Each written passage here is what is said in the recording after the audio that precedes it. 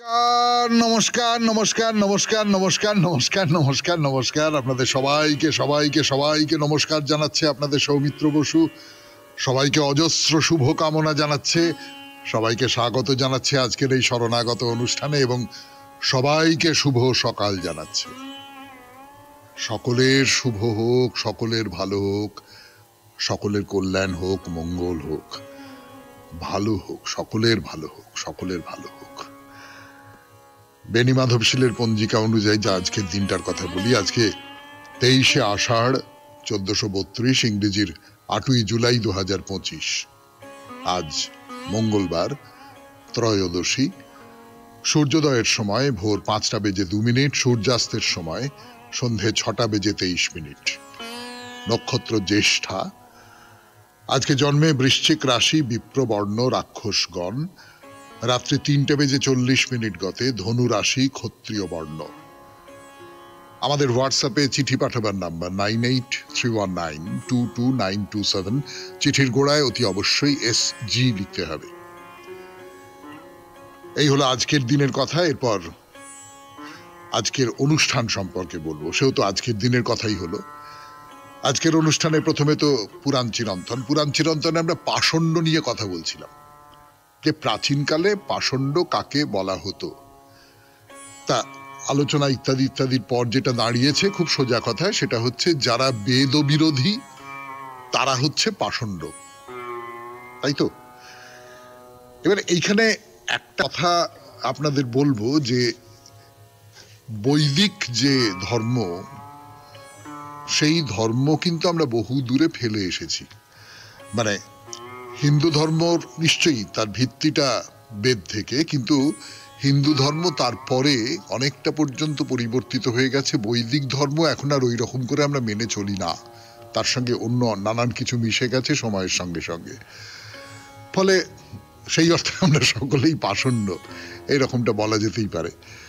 তো এই পাষণ্ডদের নানান রকম ধরনের কথা বলা হয়েছে, সেইগুলো নিয়ে আমরা দুটো চারটে কথা বলবো। তারপরে চলে যাব কর্মজীবনে বেদান্ত 4র্থ পর্বে, স্বামী বিবেকানন্দের রচনা থেকে পড়ে শোনাবো আপনাদের। তারপর পড়ে শোনাবো স্বামী রঙ্গনাথানন্দজির ব্যাখ্যায় ভগবদ গীতা, তার ভূমিকা অংশটা শোনাচ্ছি আপনাদের। সেখানে স্বামী রঙ্গনাথানন্দ তিনি গীতা যে আজকের দিনে খুব বাস্তব পৃথিবীতে কতখানি প্রাসঙ্গিক তাই নিয়ে কিছু কথাবার্তা বলেছেন, সেগুলো কিছু বলেছি আপনাদের, আরো কিছু বলবো। স্বামী গোকুলানন্দের অত্যন্ত প্রয়োজনীয় একটি লেখা, মানসিক চাপ জয় করবার উপায় নিয়ে, সেখান থেকে পড়ব আপনাদের চিঠিপত্র, এবং শেষে বাইরে দূরে 92.7 বিগ FM এ। এই হলো আমাদের আজকের অনুষ্ঠান সূচি। এখন একটু গান শুনবো, গানের পর পুরাণ চিরন্তন, পাষণ্ড কথা। আমি আছি আপনাদের সঙ্গে, আপনাদের সৌমিত্র বসু। পাষণ্ড নিয়ে কথা বলতে বসেছি 92.7 বিগ FM এ শরণাগত অনুষ্ঠানে। তো এই যে পাষণ্ডের সঙ্গে সঙ্গে আরো কিছু কিছু বেদ বিরোধী গোষ্ঠী বলতে পারেন বা লোক বলতে পারেন, যা কিছু বলতে পারেন। মানে বেদ বিরোধী বলতে পাষণ্ড বোঝায়, তার সঙ্গে আরো কিছু কিছু পাষণ্ডেরই নানান রকম প্রকার বলতে পারেন। সেটা তারা কি কি বলি আপনাদের। পাষণ্ড তো আছে, তার বাইরে আছে বিকর্মক, বৈরাল ও ব্রতিক, শট, হৈতুক এবং বকবৃত্তি সম্পন্ন মানুষ। বলা হচ্ছে যে এদের সঙ্গে কখনো এতটুকু কথা পর্যন্ত বলবে না, বিষ্ণু পুরাণে এই কথাটা আছে। তার মানে এই পাষণ্ড বলুন বা পাষণ্ডী বলুন, এই শব্দ ছাড়াও বিষ্ণু পুরাণে আরো অনেকগুলো বেদ বিরোধী সম্প্রদায়ের নাম করা আছে। তো এটা বোঝা যায় যে না, যে তারা অন্য সম্প্রদায়ের পাষণ্ড কিনা, কিন্তু এরাও খারাপ লোক। খুব সোজা কথায় বলতে গেলে এরাও খারাপ লোক, এদের সঙ্গে কথাবার্তা পর্যন্ত বলবে না। শ্রীধর স্বামী এই যে বিকর্মস্থ, বৈরাল ও ব্রতিক, শট, হৈতুক, বকবৃত্তি ধার্মিক যারা, তাদের উদাহরণ দিয়েছেন। কিরকম? বলছেন যে পাষণ্ড স্বধর্ম থেকে ভ্রষ্ট হয়েছে এবং যে বেদ ও নিষিক্ত কর্ম করে সেই বিকর্মস্থ পাষণ্ড। মানে বিকর্ম অর্থাৎ কর্ম থেকে সরে এসেছে সে কি করে না নিজের ধর্ম থেকে ভ্রষ্ট হয়েছে। এটা আমরা সবাই জানি যে স্বধর্মে নিধনং শ্রেয় পরধর্ম ভয়াবহ, যে নিজের যে ধর্ম সেই ধর্ম থেকে সরে এসেছে। ধর্ম বলতে আমরা খুব সোজা করে, ধর্ম নিয়ে আমাদের এই শরণাগত অনুষ্ঠানে বিস্তারিত আলোচনা হয়েছে, কিন্তু খুব সোজা করে আমি যদি বলি যে আমি কোন কোন নীতি নিয়ে, কোন কোন নিয়ম নিয়ে, কোন কোন আদর্শ নিয়ে জীবনের পথে পরিচালিত হব, এই যে নীতি, এই যে নিয়ম, এই যে আদর্শ, এই আদর্শগুলোই ধর্ম। যদি খুব খুব প্রাথমিকভাবে বলি, খুব সোজা করে বলি, তাহলে ব্যাপারটা তো এইরকম দাঁড়ায়। এইখান থেকে যে ভ্রষ্ট হয়েছে সে বিকর্মস্থ পাষণ্ড।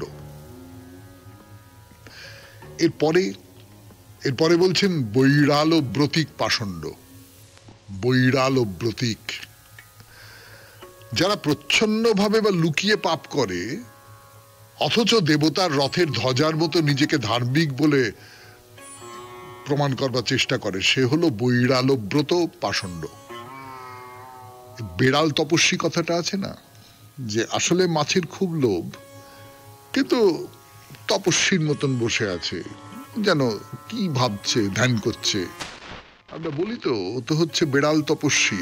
এই যে বেড়াল তপস্বী আর বৈরালব্রতিক পাষণ্ড, এই দুটো আসলে এক কথা। মানে ওই বৈরালব্রতিক থেকেই হয়তো এই বিড়াল তপস্বী কথাটা ঘুরতে ঘুরতে ঘুরতে ঘুরতে চলে এসেছে। তারপরে শট শব্দটা ব্যবহার করা হয়েছে। শট শব্দটা আমরা ব্যবহার করি, মানে খুব যে প্রতিদিনে ব্যবহার করি তা নয়, কিন্তু ব্যবহার করি, তাই না?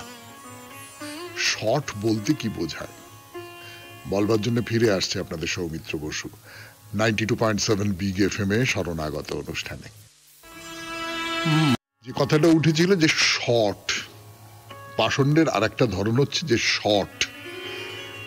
শট বলতে আমরা কি বুঝি?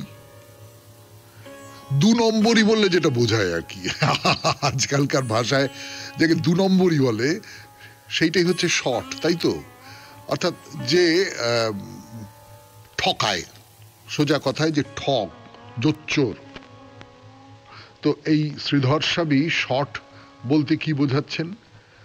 বোঝাচ্ছেন যারা সামনে প্রিয় কথা বলে এবং আড়ালে বিপরীত তথা অপ্রিয় আচরণ করে, অন্যের প্রতি অপরাধ করার চেষ্টাগুলো মাঝে মাঝে যার ব্যক্ত হয়ে পড়ে, সে হলো শট। সামনে খুব ভালো কথা, আপনার মতন মানুষ হয় না জানেন তো। আপনি মানে কি বলবো, আপনি সেদিন ওই যে বললেন না, উফ বাবা, মানে আমার মনে হলো কিরকম, কিন্তু অন্য লোককে বলছে বাবা কি ভ্যাজ ভ্যাজ করে এই সকালবেলা শরণাগতে, উফ সহ্য করা যায় না। আমি তো বাবা রেডিও বন্ধ করে রেখে দিই, মাঝে মাঝে একটু শুনি। এই হলো শটের উদাহরণ। তো শটের পরে শ্রীধর স্বামী হৈতুক পাষণ্ডদের কথা বলছেন। হৈতুক মানে কি? হৈতুক মানে হচ্ছে হেতুবাদী। এর কারণটা কি বাবা, কেন এরম হলো, এর যুক্তিটা কি, আমি বুঝিয়ে দাও। এইরকম কিছু লোকজন আছে, মানে যারা সর্বদা সর্ববিষয়ে সন্দেহ করেন এবং সন্দেহ করে এমন করে তর্ক করেন যাতে সমস্ত সৎকর্মের যুক্তিগুলি মিথ্যে হয়ে যায়, সৎকর্মের যুক্তিগুলোকে একেবারে ছিন্ন ভিন্ন করে দেওয়া যায়। হেতুবাদী মানুষ, অর্থাৎ আপনি ভক্তির জায়গায় নিজেকে সমর্পণ না করে আপনি তর্ক তুলছেন। এই তর্ক তোলাকে প্রতিষ্ঠান তো পছন্দ করে না, ফলে তারাও পাষণ্ড। আজকে এই পর্যন্তই থাক, এরপরে আরো একটা লক্ষণ বাকি রইল, সেই লক্ষণটার কথা পরের দিন বলা যাবে। 92.7 বিগ এফএম এ শরণাগত অনুষ্ঠানে এখন কর্মজীবনে বেদান্ত, চতুর্থ পর্ব, স্বামী বিবেকানন্দের রচনা থেকে পাঠ। ফিরে আসছি গানের পর। চতুর্থ পর্ব, স্বামী বিবেকানন্দের রচনা থেকে পড়ে শোনাচ্ছি আপনাদের 92.7 বিগ এফএম এ শরণাগত অনুষ্ঠানে। যতটা পড়েছিলাম তারপর থেকে খানিকটা পড়ে শোনাই। যীশুখ্রিস্ট যে ধর্ম প্রচার করিয়াছিলেন সেই খাঁটি খ্রিস্ট ধর্মে ও বেদান্ত ধর্মে অতি অল্পই প্রভেদ। সেই খ্রিস্ট ধর্মে বিকৃত ভাব অতি অল্পই ছিল। যীশু অদ্বৈতবাদ প্রচার করিয়াছেন, আবার সাধারণের উপযোগী এবং উচ্চতম আদর্শ ধারণা করিবার সোপান রূপে দ্বৈতবাদের কথাও বলিয়াছেন। আমাদের স্বর্গস্থ পিতা বলিয়া যিনি প্রার্থনা করিতে উপদেশ দিয়াছেন, তিনি আবার প্রচার করিয়াছেন আমি ও আমার পিতা এক। আর তিনি ইহাও জানিতেন যে এই স্বর্গস্থ পিতা রূপে দ্বৈতভাবে উপাসনা করিতে করিতেই এই বোধ আসিয়া থাকে যে আমি ও আমার পিতা এক। তখন ওই ধর্মে ছিল কেবল প্রেম ও আশীর্বাদ, কিন্তু অবশেষে নানাবিধ মত উহাতে প্রবিষ্ট হওয়ায় উহা বিকৃত ভাব ধারণ করিয়া অবনত হইল। এই যে ক্ষুদ্র আমির জন্য মারামারি, আমির প্রতি অতিশয় ভালোবাসা, শুধু এই জীবনে নয়, মৃত্যুর পরও এই ক্ষুদ্র আমি, এই ক্ষুদ্র ব্যক্তিত্ব লইয়া থাকিবার ইচ্ছা, ইহা ধর্মের বিকৃত ভাব হইতে উৎপন্ন হইয়াছে। অনেকে বলেন ইহাই নিঃস্বার্থতা, ইহাই নীতির ভিত্তির স্বরূপ। ইহা যদি নীতির ভিত্তি হয়, তবে আর দুর্নীতির ভিত্তি কি? স্বার্থপরতা নীতির ভিত্তি। আর যে সকল নরনারীর নিকট আমরা অধিকতর জ্ঞানের আশা করি, তাহারা ওই কথা শুনিয়া হতবুদ্ধি হইয়া যান এবং মনে করেন যে এই ক্ষুদ্র আমির নাশ হইলে সব নীতি একেবারে ধ্বংস হইবে। সর্বপ্রকার শুভ ভাবের, সর্বপ্রকার নৈতিক মঙ্গলের মূল মন্ত্র আমি নয়, তুমি। কে ভাবিতে যায় স্বর্গ নরক আছে কিনা? কে ভাবিতে যায় আমার আত্মা আছে কিনা? কে ভাবিতে যায় কোন অপরিণামী অপরিবর্তনীয় সত্তা আছে কিনা? এই সংসার পড়িয়া রহিয়াছে, ইহা মহা দুঃখ পরিপূর্ণ। বুদ্ধের মতো এই সংসার সমুদ্রে ঝাঁপ দাও। দুঃখ লাঘব করিবার জন্য হয় সংগ্রাম করো, নয় ওই চেষ্টায় প্রাণ বিসর্জন দাও। আস্তিক হও বা নাস্তিক হও, অজ্ঞেয়বাদী হও বা বৈদান্তিক হও, খ্রিস্টান হও বা মুসলমান হও, নিজেকে ভুলিয়া যাও, ইহাই প্রথম শিক্ষার বিষয়। এই শিক্ষা, এই উপদেশ সকলেই বুঝিতে পারে। নাহং নাহং তুহু তুহু, অহং নাশ ও প্রকৃত আমির বিকাশ। দুইটি শক্তি সর্বদা সমান্তরাল ভাবে কার্য করিতেছে, একটি অহং, অপরটি নাহং। শুধু মানুষের ভিতর নয়, জীবজন্তুর ভিতরও এই দুইটি শক্তির বিকাশ দেখা যায়। এমনকি ক্ষুদ্রতম কীটাণুর মধ্যেও এই দুই শক্তির প্রকাশ। নরশোণিত পানে লোলজিহ্ব ব্যাঘ্রী তাহার শাবককে রক্ষা করিবার জন্য প্রাণ দিতে প্রস্তুত। অতি অধঃপতিত ব্যক্তি যে অনায়াসে তাহার ভ্রাতৃ সমান অন্যান্য মানুষকে হত্যা করিতে পারে, সেও অনাহারে মুমূর্ষু স্ত্রী অথবা পুত্রকন্যার জন্য সব করিতে প্রস্তুত। অথবা দেখা যায় সৃষ্টির ভিতরে এই দুই শক্তি পাশাপাশি কার্য করিতেছে। যেখানে একটি শক্তি দেখিবে, সেখানে অপরটিও দেখিবে।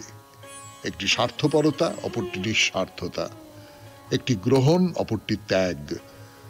ক্ষুদ্রতম প্রাণী হইতে উচ্চতম প্রাণী পর্যন্ত সমুদয় ব্রহ্মাণ্ডই এই দুই শক্তির লীলাক্ষেত্র। ইহার কোনো প্রমাণের প্রয়োজন নাই, ইহা স্বতঃ প্রমাণ। শুনলেন স্বামী বিবেকানন্দের রচনা থেকে পাঠ 92.7 বিগ এফএম এ শরণাগত অনুষ্ঠানে। এইবার ভগবদ গীতা।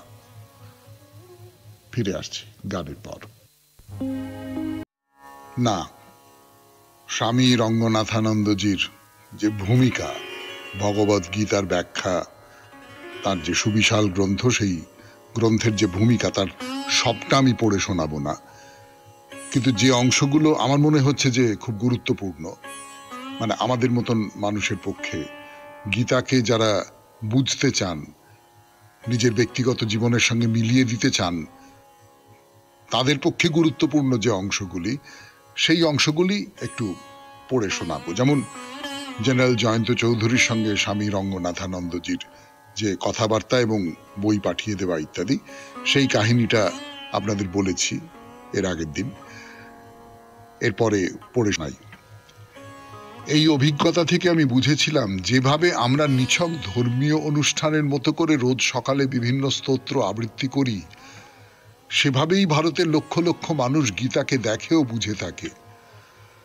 ভারতবর্ষে আজ আমাদের প্রতিটি পদক্ষেপ সঠিক লক্ষ্যে পরিচালিত করার জন্য প্রয়োজন যথার্থ একটি দর্শনের, যাতে আমরা এদেশের বিপুল পুরুষ শক্তি ও স্ত্রী শক্তি জাগরণ ও উন্নয়নের চ্যালেঞ্জ গ্রহণ করতে পারি।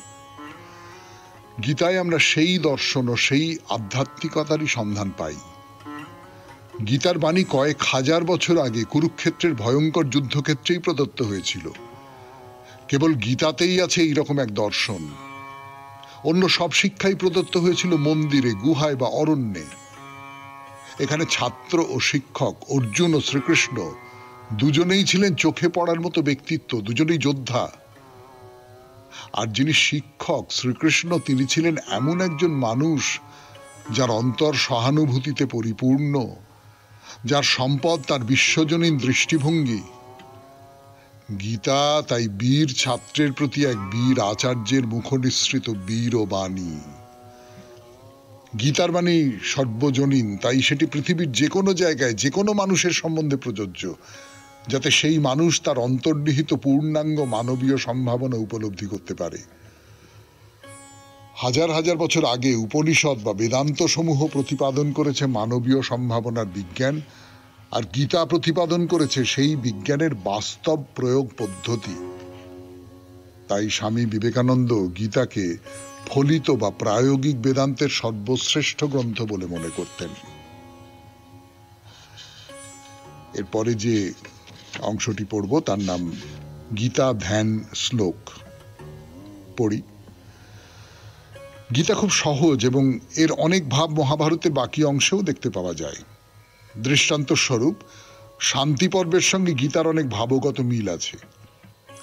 2-3 বছর আগে হায়দ্রাবাদে শান্তি পর্বের উপর ভাষণ দেবার সময় তা লক্ষ্য করা গেছে। বৈদিক যুগের পর থেকে ঔপনিষদিক দর্শনের বাস্তববাদী তাৎপর্য নিরূপণ করে তাকে মানব সমস্যা সমাধানে নিয়োগ করার প্রয়াস এতে রয়েছে দেখা যায়।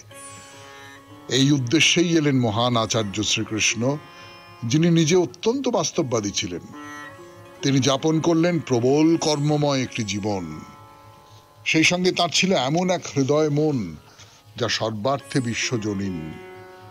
ভগবদ্গীতার মধ্য দিয়ে বেদান্ত দর্শনের প্রায়োগোপযোগী রূপটি উপস্থাপন করলেন তিনি। এই গ্রন্থের 18টি অধ্যায় জুড়ে 700 শ্লোকের মধ্যে ধরা আছে সুন্দর সুন্দর সব ভাব, যা আমাদের কাছে বর্তমানকালে রীতিমতো প্রাসঙ্গিক। শুনছেন স্বামী রঙ্গনাথানন্দজির রচনা থেকে পড়ে শোনাচ্ছি ভগবদ্গীতা সম্পর্কে তার উপলব্ধির কথা, তার দৃষ্টিভঙ্গির কথা। আরো কথা পড়বো এখান থেকে, ফিরে আসছি গানের পর। গানের পর ফিরে এলাম। স্বামী রঙ্গনাথানন্দজি ভগবদ্গীতা সম্পর্কে বলছেন। 92.7 বিগ এফএম এ শরণাগত অনুষ্ঠান শুনছেন। আমি আছি আপনাদের সঙ্গে, আপনাদের সৌমিত্র বসু। গীতা আপনার উপর এমন কিছু মতবাদ চাপিয়ে দেয় না যা নিয়ে আপনার কোনো প্রশ্ন করবার অধিকার নেই। গীতা সকলকে আহ্বান জানায় তার শিক্ষাকে প্রশ্ন করার এবং তারপরেই সে শিক্ষাকে অনুসরণ করার। শ্রীকৃষ্ণ তার মৌলিক জীবন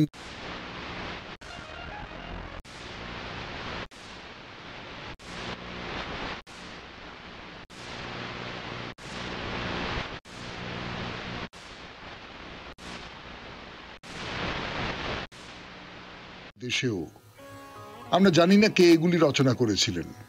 কারো কারো বিশ্বাস গীতা ও শ্রীমদ্ ভাগবতের টিকাকার শ্রীধর স্বামী 300-400 বছর আগে এগুলি রচনা করেছিলেন। শ্লোকগুলিতে গীতা, মহাভারতের রচয়িতা ব্যাসদেব এবং শ্রীকৃষ্ণের উল্লেখ আছে। তাই আজ এই অদ্ভুত শ্লোকগুলির মূলানুগ অর্থ আপনাদের বলবো। হে জননী ভগবদ্গীতে, আপনার মাধ্যমে স্বয়ং ভগবান নারায়ণ কর্তৃক পার্থ বা অর্জুন উপদিষ্ট হয়েছিলেন। আপনি প্রাচীন মহর্ষি ব্যাসদেব কর্তৃক মহাভারতে গ্রথিতা অষ্টাদশ অধ্যায় রূপিণী অদ্বৈত তত্ত্বরূপ অমৃত বর্ষিণী ও পুনর্জন্ম নাশিনী ভগবতী আমি সদা আপনার ধ্যান করি। এইটি প্রথম শ্লোক যেখানে গীতাকে জননী বলে সম্বোধন করা হয়েছে। মহাত্মা গান্ধী বলেছেন, গীতা আমার মায়ের স্থান গ্রহণ করেছে। অল্প বয়সে আমি মাকে হারিয়েছিলাম, কিন্তু জীবনে কখনো মায়ের অভাব বুঝিনি, কারণ গীতা আমার সঙ্গে থাকত। ধ্যানের দ্বিতীয় শ্লোকটির কথা বলবো আগামীকাল 92.7 বিগ FM এ শরণাগত অনুষ্ঠানে। এখন স্বামী গোকুলানন্দের রচনা থেকে পাঠ। মানসিক চাপ নিয়ন্ত্রণে চাই প্রার্থনা। ফিরে আসছি গানের পর। স্বামী গোকুলানন্দের রচনা থেকে পড়ে শোনাবো। মানসিক চাপ জয় করার উপায় এই নিয়ে আলোচনা করতে গিয়ে তিনি বলছেন, মানসিক চাপ নিয়ন্ত্রণে চাই প্রার্থনা। পড়ে শোনাই। আরেকটি পদ্ধতি যা আমাদের আশাকে পুনরুদ্ধার করতে সাহায্য করে, দূর করে মানসিক চাপ, তা হলো জগৎ সম্পর্কে আমাদের সংকীর্ণ দৃষ্টিকোণ ত্যাগ করে প্রকৃত দৃষ্টিভঙ্গির আলোকে জগৎকে দেখা। জগৎ সম্পর্কে সাধারণের দৃষ্টিভঙ্গি সম্পূর্ণ ভোগবাদী। অর্থ রোজগার করো, ফুর্তি করো, কারণ মরে গেলেই সব শেষ। বেঁচে থাকতে থাকতে যত পারো ভোগ করে নাও।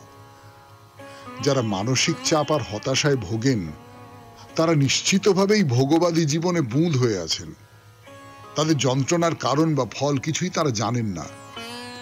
এরা আত্মসমীক্ষা, আত্মবিশ্লেষণ ইত্যাদি ধাপ ধারেন না। আবার এর বিপরীতে এমন মানুষও অনেক যারা জগতের ভোগবাদী রূপটিকে অতিক্রম করে সত্যিকারের দৃষ্টিভঙ্গি গ্রহণ করতে পেরেছেন, যা তাদের মানসিক পীড়ন থেকে উত্তীর্ণ হতে সাহায্য করে। এরা আত্মবিশ্লেষণ আর অন্তর্দর্শন অভ্যাস করে চলেন। সদর্থক চিন্তায় দৃঢ় থেকে এরা বিশ্বাস করেন এদের প্রতিটি কাজেরই কিছু না কিছু সুফল আছে। যখন কোনো ব্যক্তি কোনো গভীর অসুখে ভোগেন, জগতের সবকিছু যখন নিরানন্দ মনে হয়, তখন ওই ব্যক্তি নানা রকম আশাহীন নেতিবাচক অনুভূতির শিকার হয়ে পড়েন। ভাবেন তিনি জীবনে কেন আসছে এই পরীক্ষাগুলো। কিন্তু আমাদের মনে রাখা উচিত যে অশুভের মেঘের ভিতর থেকেই শুভ সূর্য উদিত হয়। মন্দের ভিতর থেকে ভালোর আবির্ভাব। জীবনের প্রতিটি অভিজ্ঞতারই একটি সদার্থক দিক আছে। কষ্টভোগ আসলে আমাদের ব্যক্তিগত আধ্যাত্মিক বিকাশের সুযোগ এনে দেয়। শুধু আমরা যেন প্রতিকূলতার মুহূর্তে জীবনের প্রতি আমাদের দৃষ্টিভঙ্গিটাকে বদলাতে পারি। এ প্রসঙ্গে দুটো বেশ জোরালো উদাহরণ দেওয়া যেতে পারে। প্রথমটি বলি, স্বামী বিবেকানন্দ জগৎকে যেরকম তোলপাড় করে দিয়েছেন তেমনটি বোধহয় খুব কম লোকই পেরেছেন। শিবাংশে জন্ম তার, বলতে পারেন সচল শিব ছিলেন তিনি। তার কীর্তির কথা জগৎ ব্যাপ্ত। শিকাগো ধর্ম সম্মেলনে হার্ভার্ড বিশ্ববিদ্যালয়ের অধ্যাপক রাইট স্বামীজির পরিচয় করিয়ে দিচ্ছেন এই বলে, এই ব্যক্তির জ্ঞান আমাদের সকল পণ্ডিতের সমুদয় জ্ঞানের চাইতেও বেশি। স্বামীজির মতো এমন এক অলোক সামান্য প্রতিভার অধিকারীকেও প্রথম জীবনে তাদের সংসারের নিদারুণ দারিদ্র আর অর্থ কষ্টকে সামাল দিতে একটা চাকরির জন্য হন্যে হয়ে ঘুরতে হয়েছে। তার জীবনের এই সময়কার ইতিহাস পড়লে চোখ অজান্তেই জলে ভরে ওঠে। যুবক নরেন তখন যে কোনো একটা কাজের সন্ধানে এখান থেকে ওখানে, ওখান থেকে সেখানে পাগলের মতো ছুটে বেড়াচ্ছেন। অথচ সর্বত্রই শুধু হতাশা আর বিফলতা। ঈশ্বরের অস্তিত্ব নিয়েই তখন তার মনে নিদারুণ সন্দেহ এলো। তার পিতার হঠাৎ মৃত্যুতে পরিবারের অর্থকষ্ট তখন চরমে। কতদিন বাড়িতে হাঁড়ি চড়তো না, ভাঁড়ারে এক কণা চাল নেই পর্যন্ত। স্বামীজি মাঝে মাঝেই তার মায়ের কাছে এসে ভান করে বলতেন, মা, আমি বন্ধুর বাড়িতে খেয়ে এসেছি, তুমি আমার ভাগটা অন্য কাউকে দিয়ে দাও। প্রতিদিনই ভগবানের নামে বাড়ি থেকে বেরিয়ে পড়তেন যা হোক একটা কাজের সন্ধানে। তার মা ভৎসনা করে বলতেন, যে ভগবান এমন কাতর প্রার্থনায় বধির থাকতে পারেন তার নাম করে কি হবে রে। এভাবে স্বামীজিও সাময়িকভাবে ঈশ্বরের প্রতি আস্থা হারিয়ে ফেলেছিলেন। শুনলেন স্বামী গোকুলানন্দের রচনা থেকে পাঠ। 92.7 বিগ এফএম এ শরণাগত অনুষ্ঠানে স্বামীজির হতাশায় নিমজ্জিত হওয়ার কথা বলেছেন তিনি। পরের দিন শোনাবেন সেখান থেকে আশায় উত্তীর্ণ হবার কথা। এরপরে আপনাদের চিঠিপত্র, ফিরে আসছি। একটু গান শুনে নি। দেবমাল্য খাঁ ইছাপুর নবাবগঞ্জ থেকে চিঠি লিখেছেন। 92.7 বিগ এফএম এ শরণাগত অনুষ্ঠানে পড়ব সেই চিঠি। আসলে এই যে একটা বিষয় বলেছিলাম আপনাদের, যে রথের মেলা নিয়ে আপনার অভিজ্ঞতার কথা। প্রচুর মানুষ চিঠি লিখেছেন, প্রচুর মানুষ। মানে রথের মেলা দিয়ে চিঠিতে একেবারে যাকে বলে আমাদের হোয়াটসঅ্যাপের যে এলাকা সেইটা উপচে পড়ছে। তো দেবমাল্য খাঁও এরকম রথের মেলা নিয়ে চিঠি লিখেছেন। খুব বড় চিঠি নয়, ছোট্ট চিঠি, পড়ে শোনাই আপনাদের। আপনি আমার প্রণাম নেবেন। আজকের বিষয় হলো রথের মেলা। আমাদের ইছাপুর নবাবগঞ্জে সেই অর্থে কোনো রথের মেলা বসে না, তবে বিগত বছরে নবাবগঞ্জের পাড়াগুলি থেকে অনেকগুলি রথ বেরিয়েছিল। নবাবগঞ্জের মারিকপাড়া থেকে স্থানীয় একজন ব্যবসায়ীর উদ্যোগে এক বৃহৎ লৌহ নির্মিত রথ বেরিয়েছিল। এটি ছিল নবাবগঞ্জের সর্ববৃহৎ রথ। মাসির বাড়ি হিসেবে নির্বাচন করা হয়েছিল নবাবগঞ্জের কালীঘাট মন্দির। বিকেলবেলা 3:30টার সময় থেকে প্রায় 6টা অবধি রথ টেনে নিয়ে যাওয়া হয়। মাঝে মধ্যে ওভারহেডের তারগুলি নিচের দিকে থাকায় রথের যাত্রায় অসুবিধে হচ্ছিল। নবাবগঞ্জের নারী পুরুষ নির্বিশেষে অনেকে রথের রশি ধরে টানছিল। প্রচন্ড ভিড় থাকায় আমার রথের রশি ধরবার সুযোগ হয়নি। জগন্নাথ দেবের কৃপায় উল্টো রথের দিন অনেকটা রাস্তা আমার রথের রশি ধরবার সুযোগ হয়। খারাপ রাস্তার কারণে রথের টান ব্যাহত হচ্ছিল। সকলে একসাথে টেনে রথটিকে এগিয়ে নিয়ে যাই। এই বছরেও রথযাত্রায় অংশগ্রহণ করবার ইচ্ছা রইল। ইতি দেবমাল্য খাঁ, ইছাপুর নবাবগঞ্জ, উত্তর 24 পরগনা। খুবই ছোট্ট চিঠি, খুব সামান্য চিঠি, যে রথের দিনে রথ টানবার সুযোগ হয়নি, কিন্তু উল্টো রথের দিনে অনেকখানি রথ টানতে পেরেছেন। এটা খুব মনে আনন্দ হয়েছে আর কি। মানে এটা আমাদের ছোটবেলায় তো খুবই ছিল রথ নিয়ে টানাটানি করা। আর বড় বয়সেও যেটা হয়, যে রথটা যাচ্ছে বাড়ির সামনে দিয়ে, সেটা মাহেশের রথ হতে পারে, সেটা ইস্কনের রথ হতে পারে, পুরীর রথ তো দূরের ব্যাপার, সে স্পর্শ করা খুব কঠিন, এত লক্ষ লক্ষ লোক হয় সেখানে। সেটা একটু ছোবো, একটু রথের দড়ি ধরে টানবো, এই আকাঙ্ক্ষাটা তো সকলের মনেই থাকে। দেবমাল্য বাবুর মনেও ছিল নিশ্চয়ই, সেই কথা তিনি প্রকাশ করেছেন। এরপর তাহলে বাইরে দূরে 92.7 বিগ এফএম এ শরণাগত অনুষ্ঠানে আমরা এখন জটিলেশ্বর মন্দিরের সামনে এসে উপস্থিত হয়েছি। বহু প্রাচীন এই মন্দির, 1500 বছরের পুরনো, মানে পণ্ডিতেরা যা অনুমান করেন জলপাইগুড়ির কাছাকাছি, ময়নাগুড়ির কাছাকাছি বলাটাই ভালো। তাহলে সেই মন্দিরের কথা বলবো আমরা। তার তোরণের সামনে এসে দাঁড়িয়েছি, তোরণ পার হব আজকে। 92.7 বিগ এফএম এ শরণাগত অনুষ্ঠান শুনছেন। আমি আছি আপনাদের সঙ্গে, আপনাদের সৌমিত্র বসু। গানের পর এবারে বাইরে দূরে 92.7 বিগ এফএম এ শরণাগত অনুষ্ঠানে জটিলেশ্বর মন্দির। এই জটিলেশ্বর মন্দিরের তোরণের সামনে এসে দাঁড়িয়েছি। জটিলেশ্বর মন্দির সম্পর্কে বেশ খানিকটা কথা বলেছি এর আগে। অন্যান্য মন্দিরের সম্পর্কে যখন বলেছি, তার তোরণটা থেকে আমাদের বিস্ময় শুরু হয়েছে অনেক সময়, যে কত রকম আকারের তোরণ, কত রকমের কি আমরা বলবার চেষ্টা করেছি, যতটুকু পারি আপনাদের সামনে ছবি তুলে ধরবার চেষ্টা করেছি।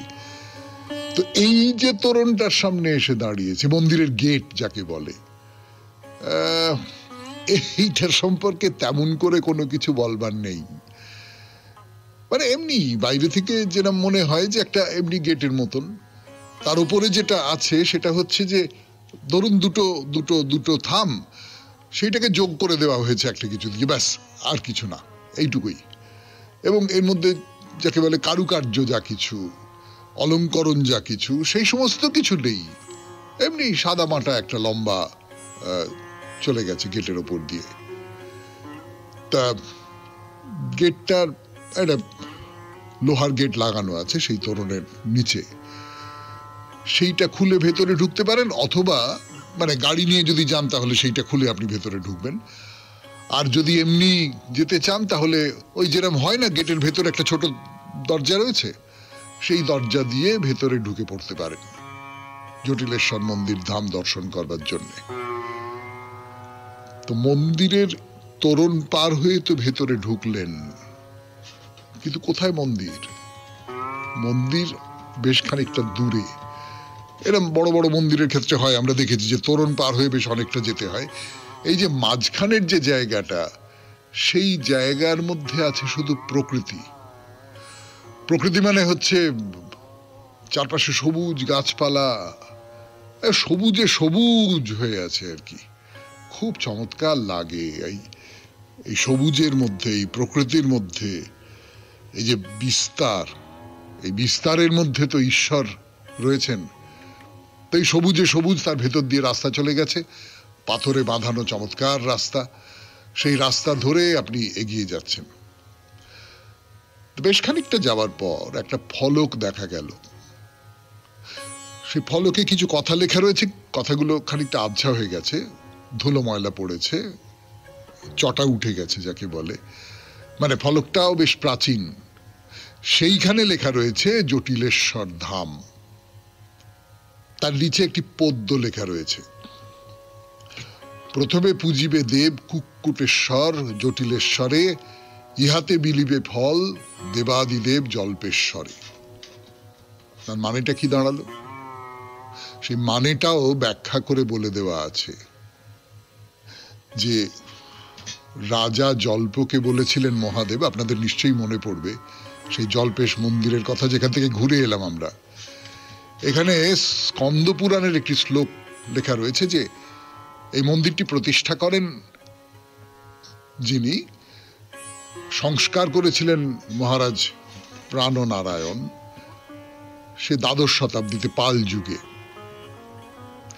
92.7 বিগ FM এ শুনছেন জটিলেশ্বর মন্দিরের কথা, ময়নাগুড়ির জটিলেশ্বর মন্দির। আরো কথা বলবার জন্য ফিরে আসছে আপনাদের সৌমিত্র বসু গানের পর। গান শেষ করে ফিরে এলো আপনাদের সৌমিত্র বসু 92.7 বিগ FM এ শরণাগত অনুষ্ঠান শুনছেন। যেটা বলছিলাম আপনাদের যে এই যে জটিলেশ্বর মন্দির, জটিলেশ্বর মন্দিরের তোরণ পার হয়ে একটু এগিয়ে একটা ফলকে এর খুব ছোট্ট করে এর ইতিহাসটা বলে দেওয়া আছে, এবং সেখানে বলা আছে যে আমরা এর আগে বলেছি মন্দির প্রতিষ্ঠা কিভাবে হয়, তারপর কিভাবে তার সংস্কার করেন মহারাজা প্রাণ নারায়ণ। তো এই মন্দিরের মধ্যে অনেকগুলো মূর্তি দেখতে পাবেন, দ্বারপাল, গণেশ মূর্তি, চণ্ডী মূর্তি, শিব, কুবের এবং বুদ্ধ এবং বিষ্ণু পট্ট আছে, অপূর্ব সুন্দর। এবং এই তোরণ দিয়ে ঢুকে কতখানি জায়গা, কত যে সবুজ গাছপালা, মনে হয় না যে আপনি এই পৃথিবীতে আছেন, মনে হয় ময়নাগুড়ির কাছেই একটা গ্রামে আপনি এইরকম সব গাছপালার মধ্যে আছেন। এইবারে তাহলে আমরা মন্দিরের ভেতরে প্রবেশ করব। এই যে পাথরের রাস্তাটা চলে গেছে বলছিলাম, এই পাথরের রাস্তাটা রেলিং দিয়ে এই রাস্তাটাকে দুটো ভাগে ভাগ করা হয়েছে। এরকম তো আমরা অনেক মন্দিরেই দেখেছি যে রেলিং দিয়ে পথটাকে ভাগ করা, একদিক দিয়ে মেয়েরা যাতায়াত করেন আর একটা দিক দিয়ে ছেলেরা যাতায়াত করেন। আমি জানি না অন্যদের কার কি মনে হবে, আমার অন্তত মন্দিরের দুপাশে, যে মূল মন্দিরে আমরা কিন্তু এখনো ঢুকিনি, দুপাশে যে পাথর পাথর পাথর পাথরের মূর্তি আছে নানান রকম, এবং পাথরের ইমারত রয়েছে। হ্যাঁ, পাথরের ইমারত, সেগুলো ভগ্ন দশা, এখন ভগ্ন স্তূপের মতন। সেই সব ইমারতের ভেতরে ভেতরে নানান মূর্তি রয়েছে, অপরূপ সমস্ত মূর্তি, একেবারে প্রাচীন যুগ যেন চোখের সামনে ভেসে ওঠে। কি এদের পরিচয়? আজকে থাক 92.7 বিগ FM এ শরণাগত অনুষ্ঠানে এবারে সৌমিত্র বসু বিদায় নেবে। আমাদের হোয়াটসঅ্যাপে চিঠি পাঠাবার নাম্বার 9831922927। চিঠির গোড়ায় অতি অবশ্যই SG লিখতে হবে। আর মনে আছে তো, সামনের বৃহস্পতিবারের শরণাগতের চিঠির বিষয় হলো শিব পূজা, যে কোনো রকম শিব পূজা। সেটা তারকেশ্বরের পুজোর বর্ণনা হতে পারে, সেটা ওই ছোট্টবেলায় মেয়েরা যে সব মাটির শিব মূর্তি গড়ে গড়ে, লিঙ্গ গড়ে গড়ে পুজো করতেন, সেইটা হতে পারে, শ্রাবণ মেলা হতে পারে, যা কিছু হতে পারে, যা কিছু। শিব পূজা সামনের বৃহস্পতিবারের বিষয়। তাহলে এইবার রবীন্দ্রনাথের কবিতা দিয়ে আজকের অনুষ্ঠান শেষ করি। কবিতার নাম সাত সমুদ্র পারে। দেখছো নাকি নীল মেঘে আজ আকাশ অন্ধকার, সাত সমুদ্র 13 নদী আজকে হব পার। নাই গোবিন্দ নাই মুকুন্দ নাই কো হরিশ খোঁড়া, তাই ভাবি যে কাকে আমি করব আমার ঘোড়া। কাগজ ছিঁড়ে এনেছি এই বাবার খাতা থেকে, নৌকো দে না বানিয়ে অমনি দেশমা ছবি এঁকে। রাগ করবেন বাবা বুঝি দিল্লি থেকে ফিরে, ততক্ষণ যে চলে যাব 7 সমুদ্র তীরে। এমনি কি তোর কাজ আছে মা? কাজ তো রোজই থাকে। বাবার চিঠি এক্ষুনি কি দিতেই হবে ডাকে? নাই বা চিঠি ডাকে দিলে আমার কথা রাখো, আজকে না হয় বাবার চিঠি মাসি লিখুন না কো। আমার যে দরকারি কাজ বুঝতে পারো না কি, দেরি হলেই একেবারে সব যে হবে ফাঁকি। মেঘ কেটে যেই রোদ উঠবে বৃষ্টি বন্ধ হলে, 7 সমুদ্র 13 নদী কোথায় যাবে চলে। খুব ভালো থাকবেন, আনন্দে থাকবেন। নমস্কার। নমস্কার নমস্কার নমস্কার নমস্কার নমস্কার নমস্কার নমস্কার আপনাদের সবাইকে সবাইকে সবাইকে নমস্কার জানাচ্ছে আপনাদের সৌমিত্র বসু। সবাইকে অজস্র শুভ কামনা জানাচ্ছে, সবাইকে স্বাগত জানাচ্ছে আজকের এই শরণাগত অনুষ্ঠানে, এবং সবাইকে শুভ সকাল জানাচ্ছে। সকলের শুভ হোক, সকলের ভালো হোক, সকলের কল্যাণ হোক, মঙ্গল হোক, ভালো হোক, সকলের ভালো হোক, সকলের ভালো হোক। বেনি মাধবশীলের পঞ্জিকা অনুযায়ী যা আজকের দিনটার কথা বলি, আজকে 23শে আষাঢ় 1432, ইংরেজির 8ই জুলাই 2025। আজ মঙ্গলবার, ত্রয়োদশী। সূর্যোদয়ের সময় ভোর 5:02, সূর্যাস্তের সময় সন্ধে 6:23। নক্ষত্র জ্যেষ্ঠা। আজকে জন্মে বৃশ্চিক রাশি, বিপ্রবর্ণ রাক্ষসগণ। রাত্রি 3:40 গতে ধনু রাশি, ক্ষত্রিয় বর্ণ। আমাদের হোয়াটসঅ্যাপে চিঠি পাঠাবার নাম্বার 9831922927। চিঠির গোড়ায় অতি অবশ্যই SG লিখতে হবে।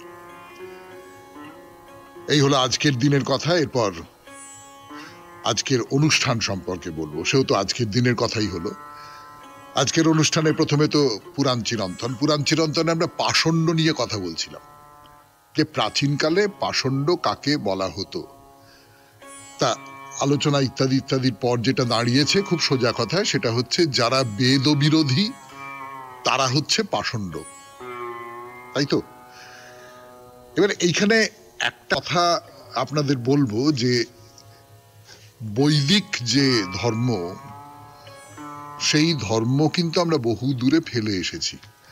মানে হিন্দু ধর্ম নিশ্চয়ই তার ভিত্তিটা বেদ থেকে, কিন্তু হিন্দু ধর্ম তারপরে অনেকটা পর্যন্ত পরিবর্তিত হয়ে গেছে। বৈদিক ধর্ম এখন আর ওই রকম করে আমরা মেনে চলি না, তার সঙ্গে অন্য নানান কিছু মিশে গেছে সময়ের সঙ্গে সঙ্গে। ফলে সেই অর্থে আমরা সকলেই পাষণ্ড, এইরকমটা বলা যেতেই পারে। তো এই পাষণ্ডদের নানান রকম ধরনের কথা বলা হয়েছে, সেইগুলো নিয়ে আমরা 2-4টে কথা বলবো। তারপরে চলে যাব কর্মজীবনে বেদান্ত 4র্থ পর্বে, স্বামী বিবেকানন্দের রচনা থেকে পড়ে শোনাবো আপনাদের। তারপর পড়ে শোনাবো স্বামী রঙ্গনাথানন্দজির ব্যাখ্যায় ভগবদ গীতা, তার ভূমিকা অংশটা শোনাচ্ছি আপনাদের।